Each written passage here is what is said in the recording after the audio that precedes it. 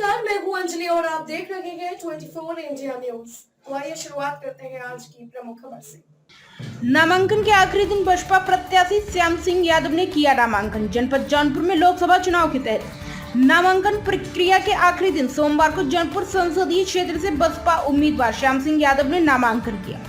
Jaunpur Lok Sabha seat से बसपा प्रत्याशी के रूप में नामांकन कर चुके पूर्व सांसद धनंजय सिंह की पत्नी श्रीकला सिंह का टिकट सोमवार को काटा गया। सियासी उठापटक के बीच जौनपुर की ये सीट हॉट सीट बन चुकी है। लोकसभा क्षेत्र में तब सियासी हलचल उफान पर पहुंच गया जब श्रीकला के टिकट कटने की खबर आम हुई और श्याम सिंह यादव को टिकट मिलने की बात सामने आई।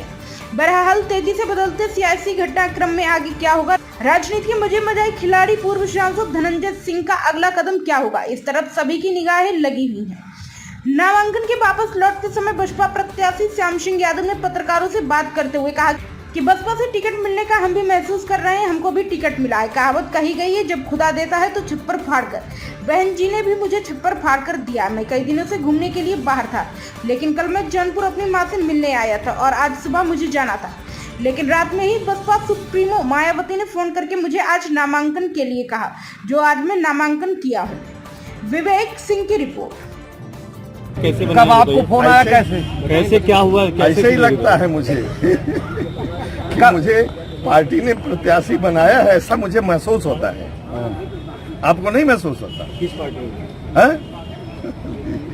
बहुजन समाज पार्टी। आप नामांकन करके आए हैं, आप कह रहे हैं कि हम खुद महसूस हो रहा है। तो इसमें क्या है, वो वही करके आए इसलिए महसूस हो रहा है। नहीं, कब आपको इशारा हुआ, कुछ फोन आया, कैसे इसका समीकरण बदला?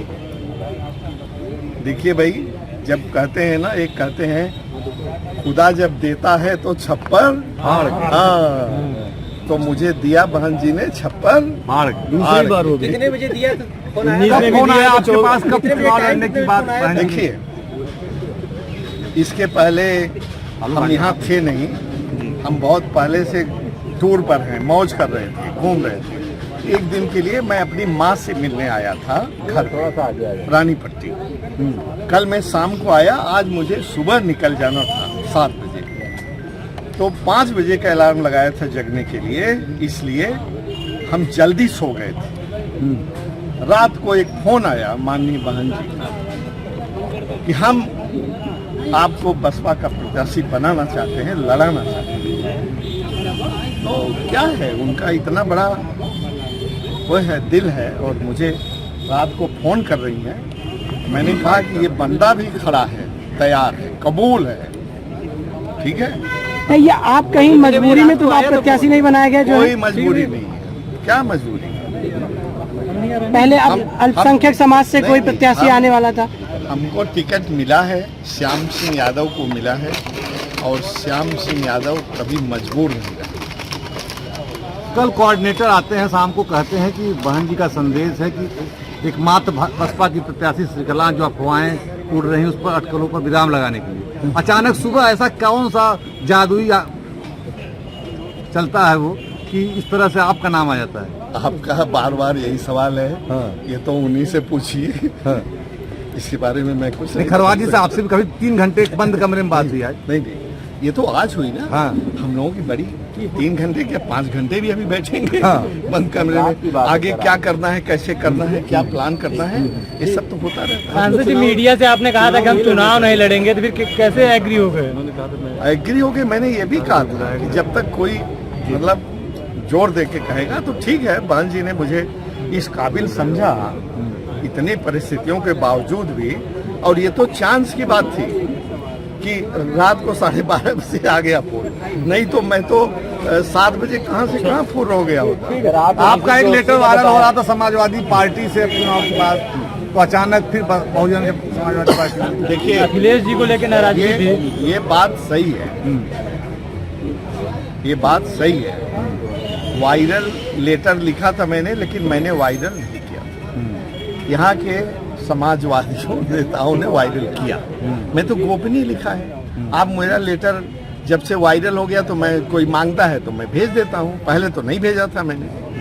तो वहाँ बात ये थी कि किसी ने मुझे ऑफर किया था, मैं याचक की भांति वहाँ नहीं गया, उस लेटर में ही पढ़ी है समझ रहे हैं? जी जी। और लेटर में पढ़ लेंगे तो आपको पूरा माजरा समझ में आ जाएगा। जौनपुर की जनता अगर एक मिनट, जौनपुर की जनता अगर आपको सांसद बनाती है तो इस बार आप वादा करते हैं कि जौनपुर में रह करके राजनीति करेंगे या दिल्ली रह के राजनीति करेंगे? ये भी आपकी गलतफहमी है, ये भी आपकी गलतफहमी है कि कब आते हैं कब जाते हैं। जितनी बार आया हूँ 3 मेन न्यूज़ में मेरा आने का जाने का प्रोग्राम निकलता है और हम यहाँ खड़े हैं, आप यहाँ मेरा इंटरव्यू ले रहे हैं और इस कलेक्ट्रेट के पार किसी को तो दिखाई नहीं दे रहा है कि हम इतने लोगों के बीच में खड़े हैं।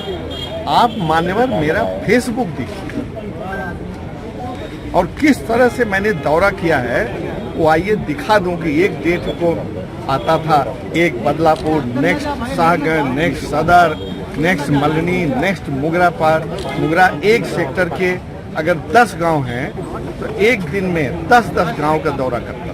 आप देखिए कैसे दौरा किया है मैंने। अगर देखना है किसी को और कोई अगर देख के नहीं देखना चाहता तो उसके लिए हम कोई अच्छा आपके सामने बाबू ज्योतिष की बात आप कर रहे हैं, ज्योतिष सांसद बनने की बात दोबारा कहते हैं। हाँ जोशी ने भविष्यवाणी की है, जीत जाएंगे, दोबारा सांसद बनेंगे आप। भाई देखो ये बात तो सही है क्या था सर तो किस ज्योतिष से आप मिले? कि हाँ, क्या होता है कि कहीं टकरा जाते हैं जब मतलब आदमी, हम अब मौज में हैं, घूम रहे थे कि ज्योतिषी जी टकरा गए। 6 लोगों ने कहा कि इनको दिखाइए कोई, तो उन्होंने कहा कि ऐसा योग है कि अगले सांसद आप ही बनेंगे जौनपुर के। तो मैंने उनको 2 चीजें बताई कि एक तो मैं तो लड़ना ही नहीं चाहता था इसलिए टिकट नहीं मिला, दूसरी कि जौनपुर का रिकॉर्ड है कि कोई सक्सेसिव नहीं हुआ, एक ही आदमी 2 बार लगातार नहीं हुआ, ये उनको मैंने बताया। तो बोले कि मेरा योग तो यही कहता है कि आप अगले सांसद होंगे, ये मुझे बताया और बाकी अब आप जो भी समझिए। खबरों में अब तक के लिए बस इतना ही, मिलते हैं फिर ऐसी ही बड़ी खबर के साथ। तब तक के लिए नमस्कार और देखते रहिए 24 इंडिया न्यूज।